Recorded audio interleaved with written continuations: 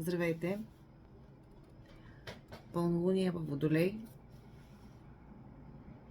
Това е важна тема за месец август 24 година.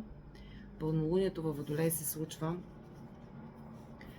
на 19 август 24 година и ще бъде доста трансформиращо и преобразуващо пълнолуние, затова реших да направя едно кратко видео по темата. Всяко едно пълнолуние е кулминация.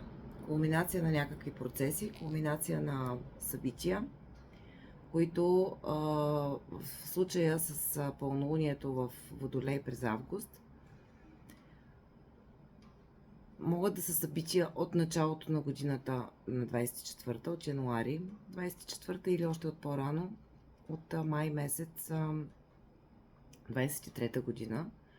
Това е едно пълнолуние, което също се свързва и с пътуването на Плутон през знака на Водолея. И затова е толкова важно, тъй като Плутон е трансформираща планета и ще ни донесе изключително ново прераждане, изключително нов път в нашите животи. И затова се включвам с малко повече информация за предстоящото пълнолуние през август.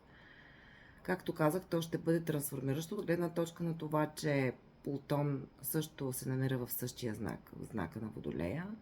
Освен това има и доста така съпътстващи други аспекти, които са много важни. Няма да изпадам в чисто астрологични подробности, тъй като повечето от вас все пак се интересуват от реалните събития, които предстоят и от реалните неща, които биха се случили в различни сфери от живота ни, благодарение на това пълнолуние.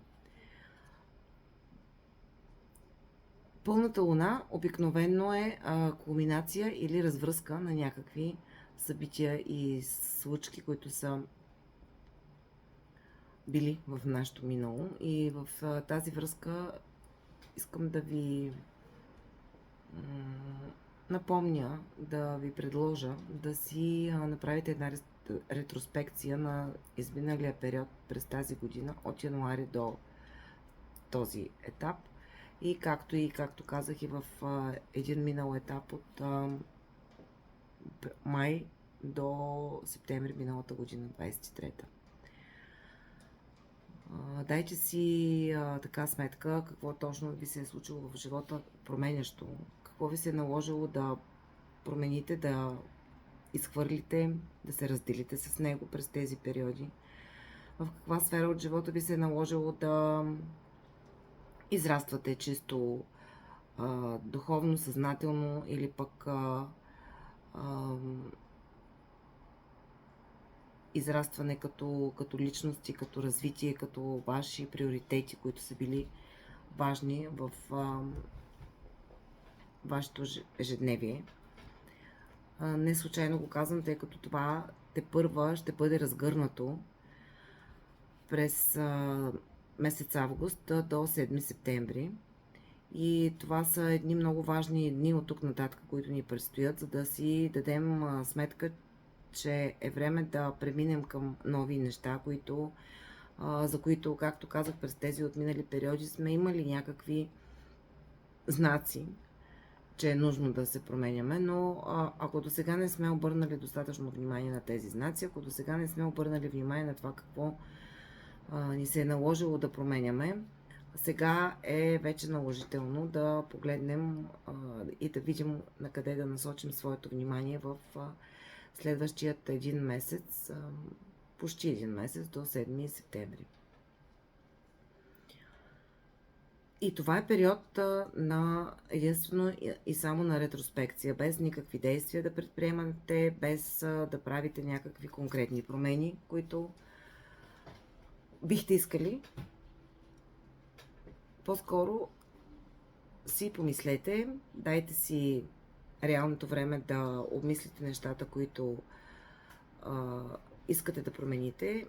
Когато се върнете назад във времето, със сигурност ще знаете какво точно и в коя сфера ще ви се наложи да правите тези корекции. И затова пълнолунието във Водолей е толкова знаково тази година. тъй като знака на Водолея е един новаторски знак, знак, който винаги е съпроводен с започване на нови неща в живота ни. Затова и това пълнолуние, както казах, е толкова важно за всички нас. И особено силно ще се отрази това на неподвижните знаци. Те са Водолей, Лъв, Скорпион и Телец. Всички с асцендент в тези знаци или с луна в посочените знаци ще преживеят така доста силно влиянието на това пълнолуние и на Плутон като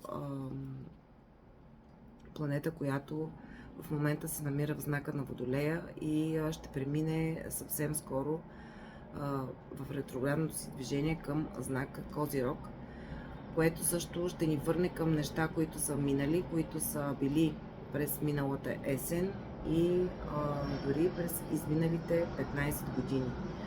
Тоест е много важен периода да си дадем сметка какво все още не сме довършили, къде искаме да случим промените в живота си и да го направим, да си дадем ясна сметка за това.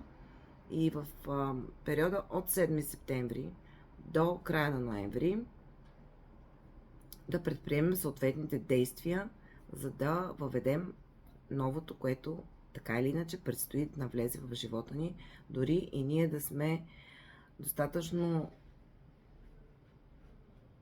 упорити да се съпротивляваме на това. Енергията на Плутон при всички случаи ще ни донесе някакви конфликти, ще ни донесе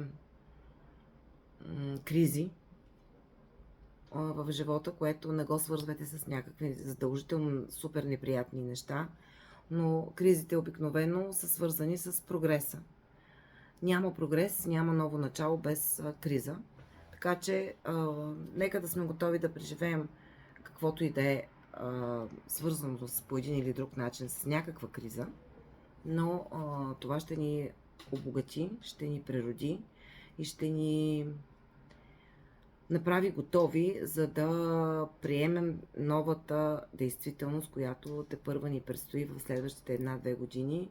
Бавно, постепенно тя ще навлиза в живота ни и реално след 1 година, година и половина, 2, за всеки различен е периода. Не се ангажирате с определени дати и етапи от живота и от годината, тъй като за всеки един от нас енергиите работят по различен начин, зависи от нивото на осъзнатост, зависи от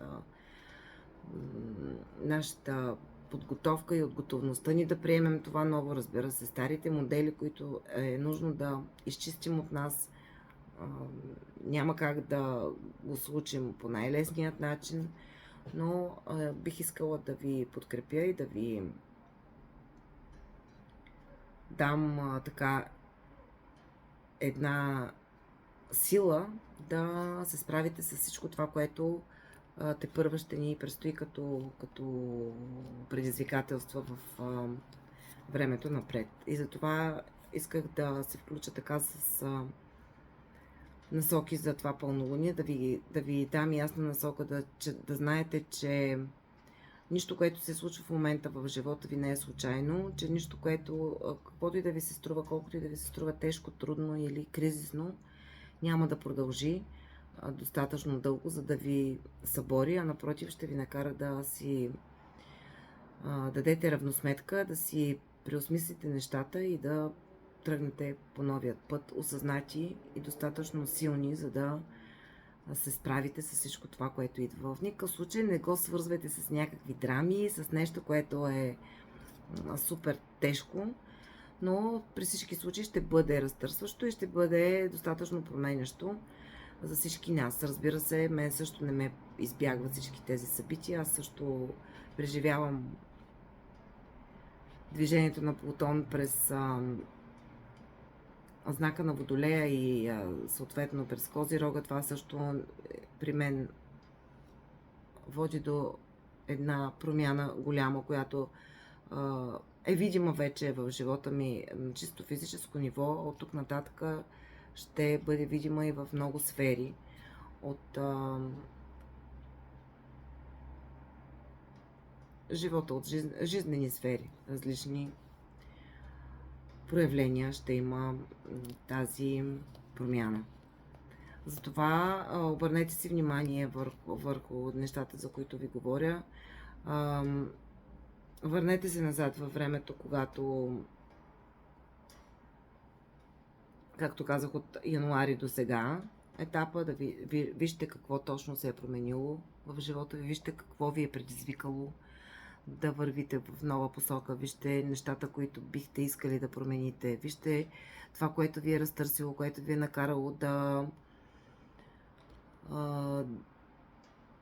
разчиствате пътя си.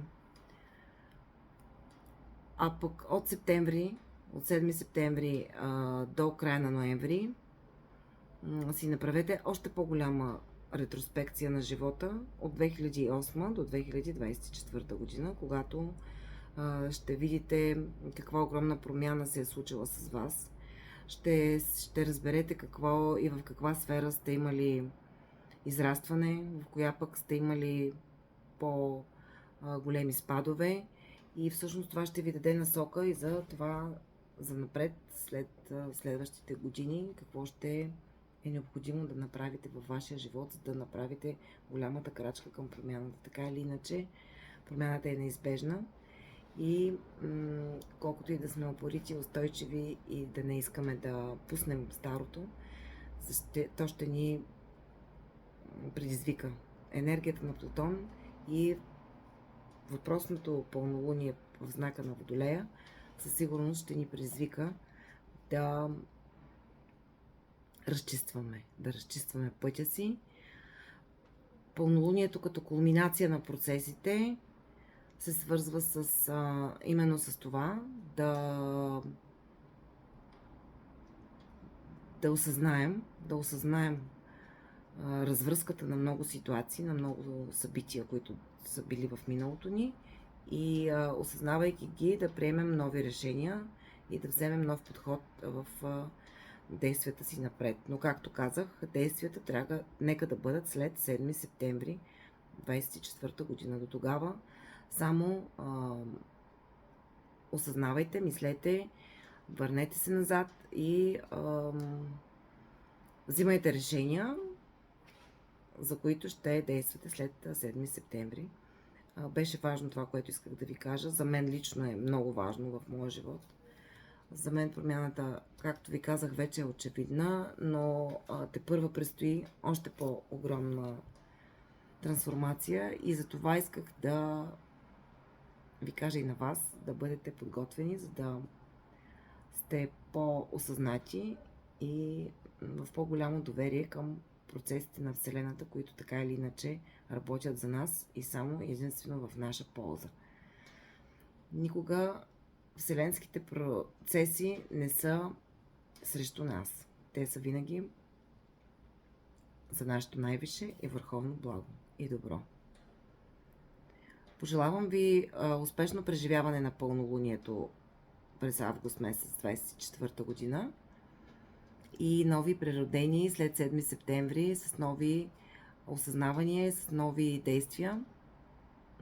Започвайте да градите новото начало и новото си аз в 20 годишният период, който ни предстои след като Плутон вече трайно навлезе в знака на Водолея.